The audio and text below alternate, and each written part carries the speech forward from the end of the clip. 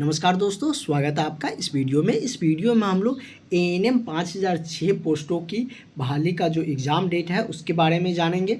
साथ ही आप लोगों को परमानेंट बहाली के लिए जो मौका मिला है उसके बारे में भी पूरी डिटेल्स में हम लोग जानने वाले हैं।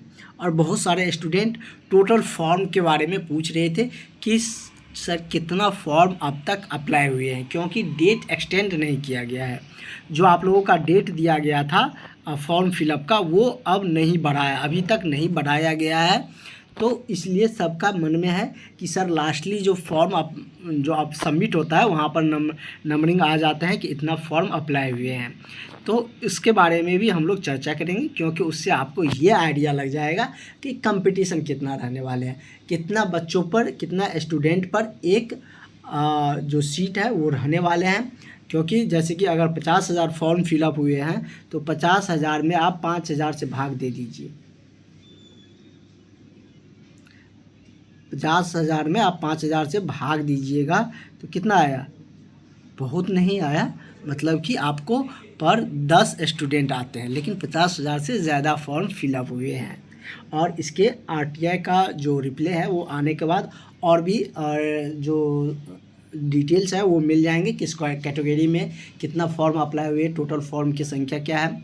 एग्ज़ाम डेट के बारे में भी जान लेते हैं। एग्ज़ाम भी होगा, फॉर्म तो आप लोग भर ही लिए, लेकिन मेन जो बातें हैं वो है कि नौकरी किसे मिलेगी।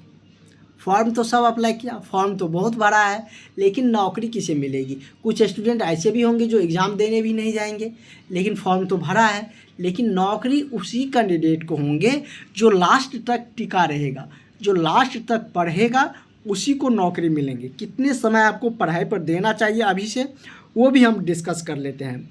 और क्या आपका तैयारी के किस तरीके से करना चाहिए, जैसे रीजनिंग है, मैथ है, जीके जीएस है, अब तो इन सब पे भी फोकस करना है। इसलिए आपको सबको अलग अलग पढ़ना है। ये नहीं कि एक ही में एएनएम का टॉपिक भी चल रहा है उसी में आपका रीजनिंग भी आ रहा है, कभी आपका मैथ आपका जो दिमाग है कभी रीजनिंग पे जा रहा है, कभी एएनएम के जो टॉपिक है उस पर जा रहा है। ऐसे में बिल्कुल आपका तैयारी अच्छा नहीं होगा। अगर आपका तैयारी बहुत अच्छा करना है, आपको सिलेक्शन लेना है, तो आपका सारे सब्जेक्ट का अलग अलग क्लास होते हैं, उसमें भी टॉपिक वाइज होते हैं। तो ज़रूर आप लोग इस नंबर पर कांटेक्ट करके क्लास में जुड़िएगा, जिससे कि आपका रिजल्ट सुनिश्चित हो सके।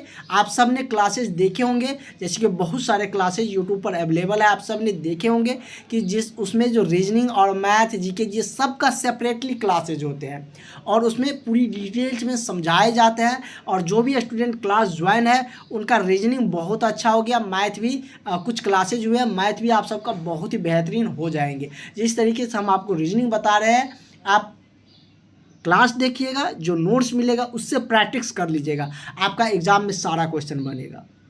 इसलिए इस नंबर पर कांटेक्ट करके अगर आपको नौकरी लेनी है एएनएम का तो ज़रूर जुड़िएगा। अगर हम बात करें एग्ज़ाम डेट के बारे में, तो आपको एक सप्ताह बाद, 1-1.5 सप्ताह में आपको इसकी जो इन्फॉर्मेशन है वो मिल जाएंगे, जो कि नोटिस आप लोगों को ज़्यादातर उम्मीद है कि जारी कर दिया जाएगा। और ज़्यादा समय तो लेंगे नहीं आपके एग्ज़ाम में। आप देख रहे हैं कि फॉर्म फिलअप का जनरली 30 से 45 दिन दिया जाता है, लेकिन आपको मात्र 14 दिन दिया गया है, क्योंकि सरकार चाह रहे हैं कि इस वैकेंसी को जल्द क्लियर कर लें। तो आपका तैयारी रहेगा तभी ना आपको नौकरी लगेंगे। अगर परमानेंट जॉब की बात करें तो बीएसएससी के द्वारा आया है, जो कि आप सब अप्लाई कर सकते हैं। बीएसएससी के द्वारा आया है। अगर ये हम कहें तो ये नहीं कि सिर्फ एएनएम वाले के लिए है, ये 10th पास सभी स्टूडेंट के लिए है।